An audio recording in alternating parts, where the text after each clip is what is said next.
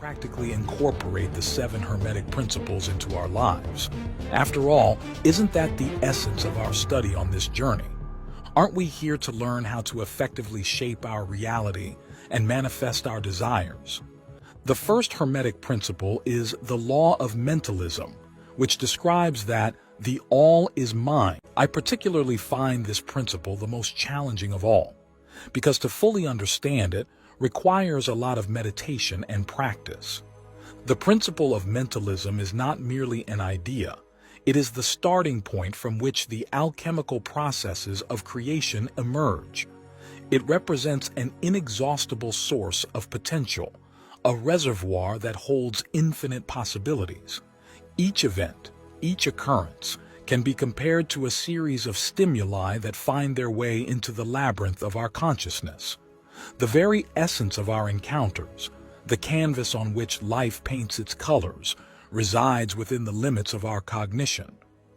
This understanding, although fundamental, serves as a gateway to grasping the essence of this principle. It's a very profound principle, so I recommend that you watch it so that you can understand it in more detail.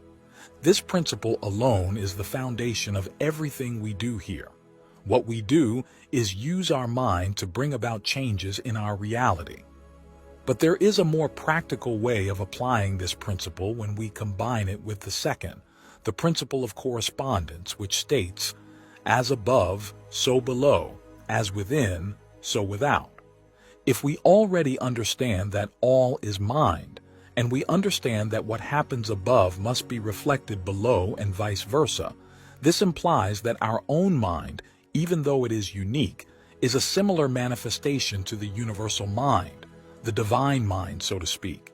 It means that, just as everything is created in the divine mind, we are also capable of creating in our own mind, which I wouldn't call smaller, but a more personal expression.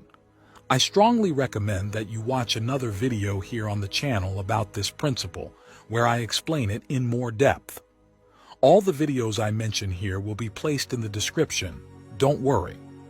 I hope you understand that understanding these 2 principles is the true basis of manifestation, of the law of attraction. Now, if we know that we can create with our mind, the first step is to take care of our thoughts. It may seem that if you're inexperienced, have never practiced meditation, or are just starting out on this path, your thoughts will simply arise, and in a way, that's true. They can appear, but it's up to you to accept their reality. When we are faced with negative thoughts, such as the feeling of poverty, the inability to acquire what we want, tiredness, or bad weather conditions, it is important to remember that we can redirect these thoughts. We can consciously choose not to give power to these negative thoughts. When such thoughts arise, don't pay attention to them, simply let them go. Just close your eyes, watch them, and let them go. This practice can be done in silence, especially when we are alone. It may seem simple, but when applied, it can be surprisingly effective. The key to this practice is to understand that thoughts are like objects that we can choose to pick up or let go of. We need to consciously select the thoughts that serve our purpose. We should enthusiastically welcome positive thoughts that reinforce our belief that something good is happening in our life, such as, today is a wonderful day. This may seem strange at first, but over time you will see the power this practice has to transform your experience and your life. Because as we gain more control over our thoughts, we can even begin to create deliberate positive thoughts. The third principle we will explore is the principle of vibration, and this principle plays a fundamental role in the law of attraction. A deep understanding of the principle of vibration can grant much more than simply imagining. Feeling is extremely powerful, and feeling is also vibration. This principle integrates perfectly with the principle of polarity. For example, by recognizing that love and hate are essentially the same emotion, but at opposite ends of the emotional scale, we understand that emotions are vibrations. And by understanding that we can consciously raise or lower these vibrations to experience different emotions, a world of possibilities unfolds before us. You can control your emotions, and by combining this knowledge with the previous exercise on thoughts, you can dive deeply into each positive thought, embrace it, feel it, and amplify that feeling. So try to focus on your emotions when you feel good and work to maintain this positive vibe. Know that it is possible to sustain that vibration, and in doing so, you will manifest more of what is aligned with that vibration.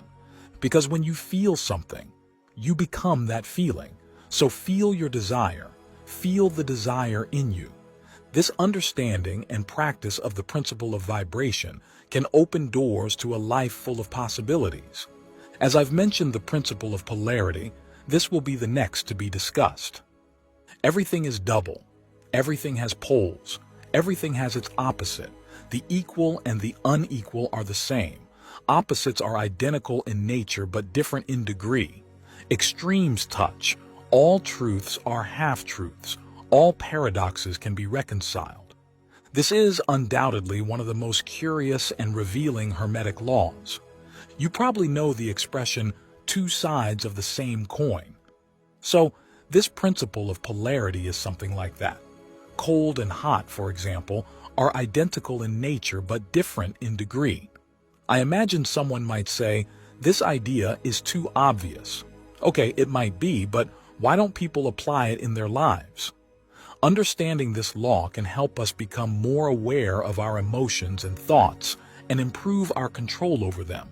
For example, if we are feeling anger or hatred towards someone, we can use the law of polarity to recognize that these feelings are simply one degree of emotion, and that we can shift our focus to the other end of the spectrum, love. This recognition can be the first step in transforming our negative emotions into positive ones. For those who master this law, they can transmute even their fear into courage. This is called mental alchemy. Thus, in the principle of polarity, we understand that the poles are nothing more than two extremes of the same element, but to different degrees on the same scale. Equal and unequal are the same thing, because in everything, they depend on the degree of absence or presence of the same element. Principle of rhythm. Everything has an ebb and flow. Everything has its tides. Everything rises and falls. Everything manifests itself through compensated oscillations. The measure of movement on the right is the measure of movement on the left. Rhythm is compensation. Just as we learned that everything has two poles in the principle of polarity, and that nothing is stable in the principle of vibration, the principle of rhythm tells us that the universe is governed by a movement similar to that of a pendulum or a cycle, by saying that everything has an ebb and flow, and that everything rises and falls. When the principle says that everything has its tides, it alludes to the principle of correspondence, through which we can see the macrocosm within a microcosm. So we can say that this principle is nothing more than a form of compensation. Without it, the all would flow in a linear fashion and we would live moving towards a single extreme of polarity. However, the all is always in search of balance, and its pendulum movement reflects this search for compensation. Oscillations arise because there are limits to each extreme. Everything oscillates, including our mind, and when this is understood, we develop the understanding that even difficult moments will come to an end. Understanding and respecting our own rhythms is one of the ways to apply the principle of rhythm in everyday life. Each person has their own rhythm, and it's important to understand that this can vary according to the moment of life and circumstances. It's important to pay attention to the body's signals, such as tiredness, hunger, and sleep, in order to respect the needs of the moment. It's also important to respect natural cycles, such as the alternation between work and rest and the change of seasons. By respecting these rhythms, it is possible to live in a more balanced and healthy way.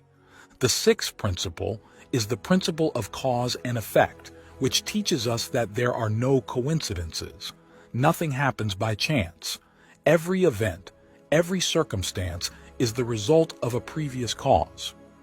When we understand that all is mind and that, as above, so below, we realize that our mind reflects the divine mind. So, the biggest drivers of our lives are our thoughts, whether positive or negative. The principle of cause and effect explains the universal dynamics of events on various levels. By saying that every effect has its cause, the principle affirms that, in the mental all in which we are immersed, nothing is by chance. It only exists to name that which we don't yet know the cause of. We often experience the principle of cause and effect in everyday life, which makes it a little easier to understand. Let me give you a simple example. If we neglect our food, cause, we are expected to have health problems, effect.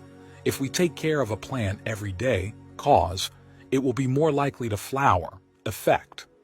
This principle deepens the understanding of the previous exercise, emphasizing that you now become the main author of your own life.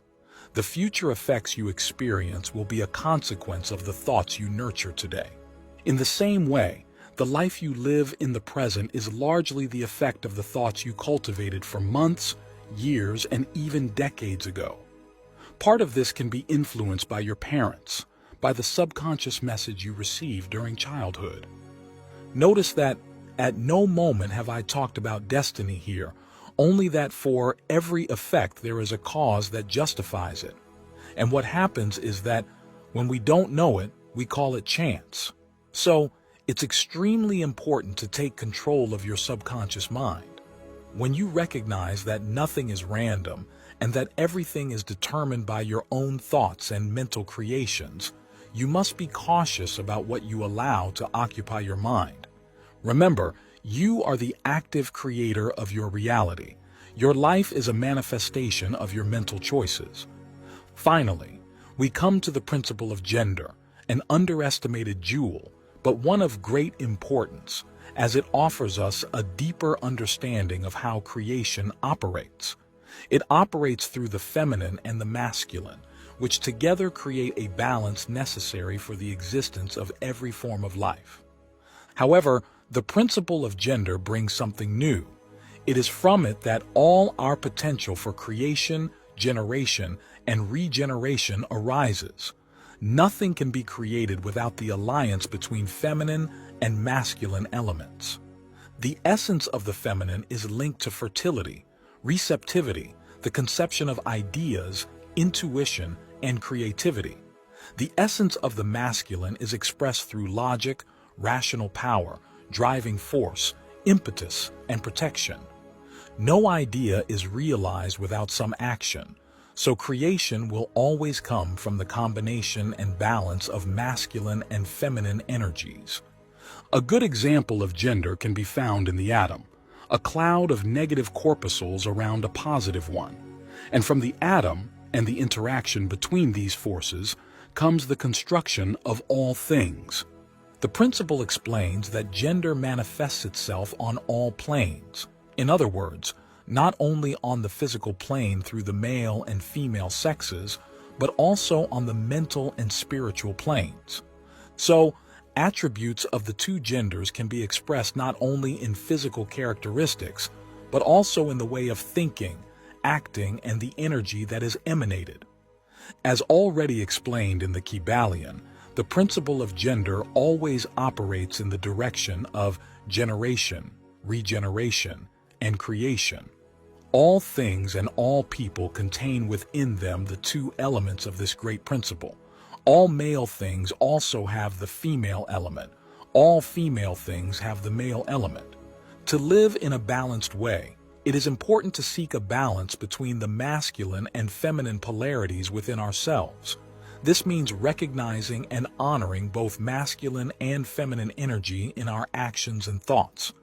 Our masculine and feminine characteristics seek balance and harmony within us all the time. For example, we often thrive in an environment of action, In other cases, creativity serves us best. The amazing thing is that we naturally know how to fit what we need into a given moment. So discover ways in which your masculine and feminine sides want to be nurtured. All these Hermetic principles work together to create a magnificent whole, creation. It's all about creation and expansion, and that's what we're doing here. Expanding our minds and creating what we want, accessing all the possibilities that exist. So, try to understand these Hermetic principles, as they can open doors to a life of conscious creation and expansion, where you become the co-creator of your destiny and manifest what you desire, step by step, with patience and confidence.